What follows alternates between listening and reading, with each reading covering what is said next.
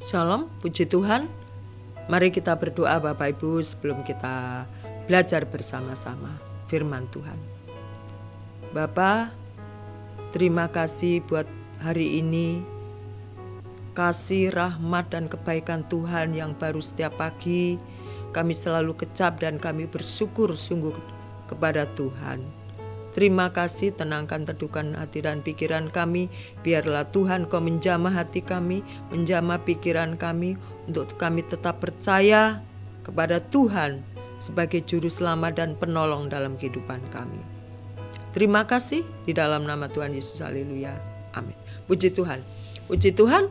Pada saat ini kita akan belajar bersama-sama di dalam kitab Yosua, kitab Yosua 2 Bapak Ibu. Di sini dengan tema pengintai-pengintai di Yeriko, tetapi saya akan memberikan judul yaitu kabar yang baik. Puji Tuhan. Puji Tuhan. Kalau kemarin kita sempat belajar di dalam kitab Bilangan 13 bagaimana diambil dari suku-suku sehingga ada 12 orang yang diutus oleh Musa untuk mengintai tanah perjanjian, itu tanah Kanaan yang subur dan makmur. Tetapi mereka pulang membawa kabar yang tidak baik kepada Musa.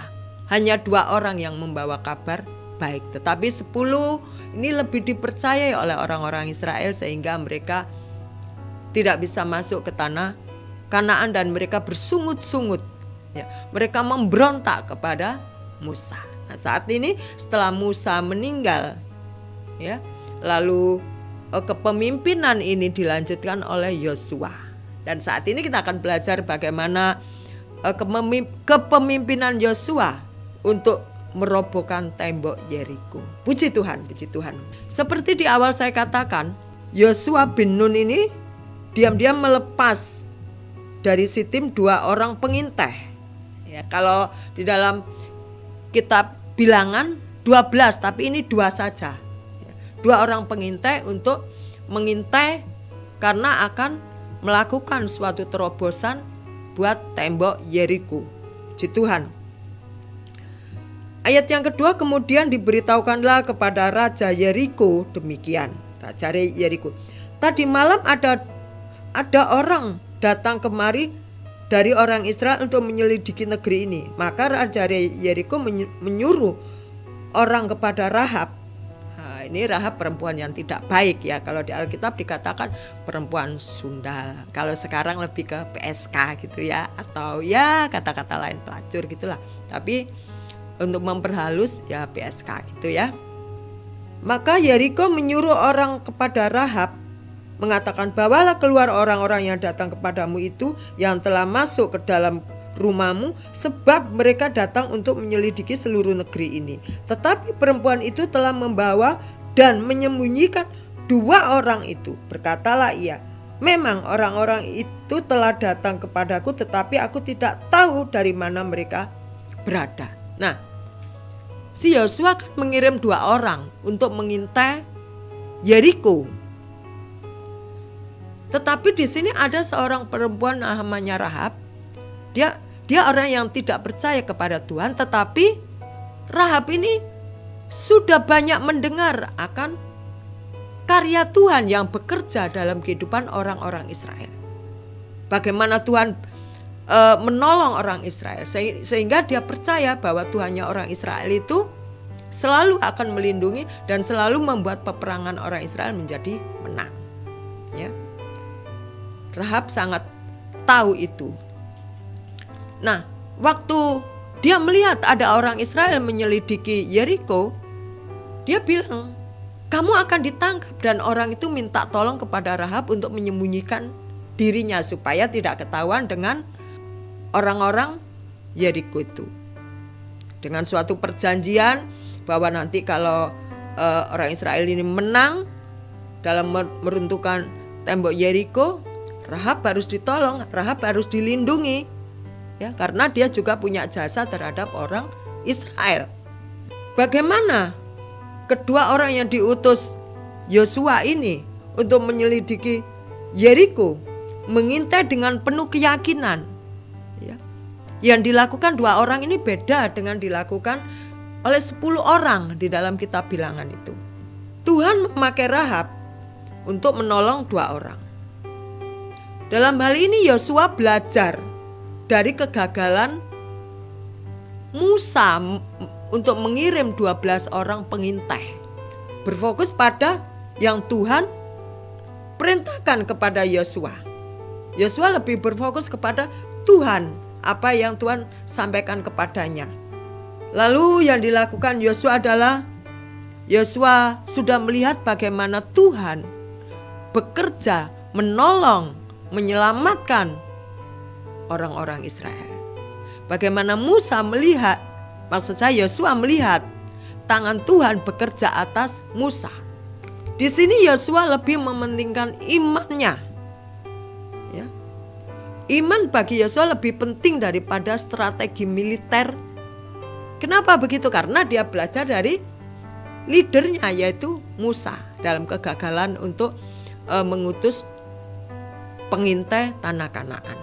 Dia juga belajar untuk lebih baik lagi dia dalam memimpin orang-orang Israel. Dalam hidup kita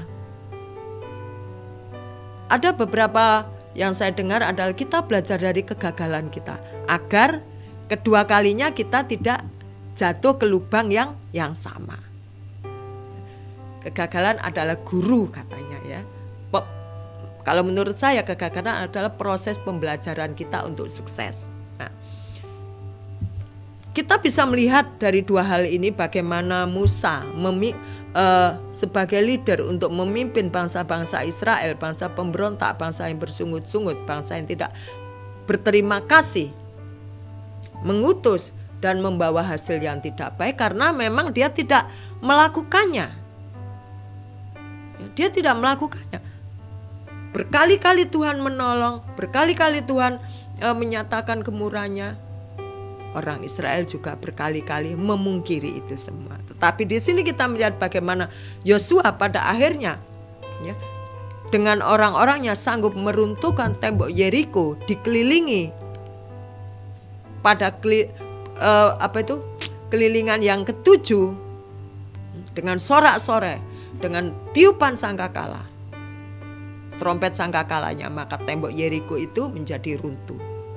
Tetapi yang terpenting adalah bagaimana kita menaruh iman kita, kepercayaan kita kepada Tuhan atas apa yang Dia perintahkan kepada kita. Karena tadi kan saya bilang, iman itu melebihi strategi kita dalam peperangan, strategi militer, strategi yang mantap lah. Iman lebih kuat karena iman yang bekerja Tuhan. Kalau strategi ini yang bekerja kita, manusia kita, ya, yang penuh keterbatasan. Tetapi kalau di dalam iman kepada Tuhan, Tuhan yang akan bekerja. Kalau Tuhan sudah turun tangan, kalau Tuhan sudah bekerja, tidak ada yang bisa mencegah segala sesuatunya apa yang Tuhan kehendaki. Nah, mungkin kalau kita bicara tentang tembok Yeriko akan memakan waktu agak lama sedikit. Tetapi yang kita petik dari pengintai-pengintai Yeriko ini adalah bagaimana dia juga menepati janjinya kepada Rahab. Pada saat dia memenangkan dalam suatu peperangan, pada saat tembok Yeriko itu roboh, dia tetap kekeh untuk menggenapi janjinya kepada Rahab. Akhirnya Rahab ditolong.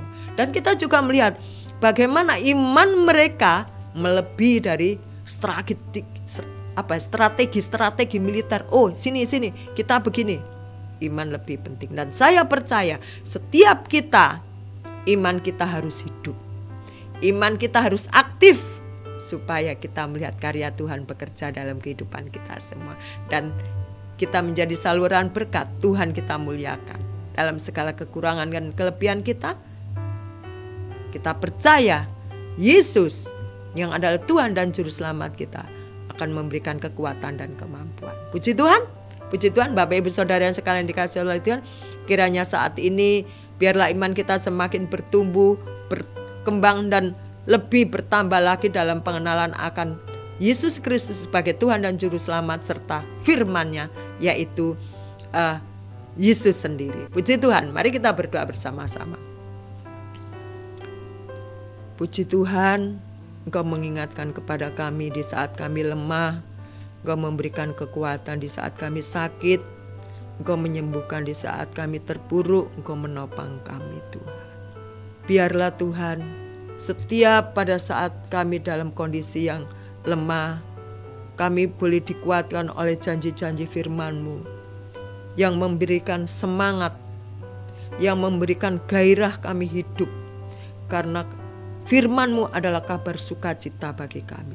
Karena firman-Mu Tuhan adalah kekuatan bagi kami, yang tidak pernah melemahkan kami, yang tidak pernah membuat kami ragu, dan yang tidak membuat kami kecewa atau takut, tetapi membuat kami semangat. Karena firman-Mu adalah ya dan amin, dan firman-Mu selalu tergenapi dalam kehidupan kami. Terima kasih. Kuatkan dan teguhkan hati kami untuk senantiasa pegang teguh akan janji Tuhan dalam kehidupan kami. Di dalam nama Tuhan Yesus, haleluya. Amin. Puji Tuhan. Bersama-sama kita belajar dalam pengenalan akan firman, dalam pengenalan akan Yesus Kristus lebih dalam lagi, supaya tujuan hidup kita tercapai, yaitu menjadi serupa dengan Tuhan. Amin. Haleluya.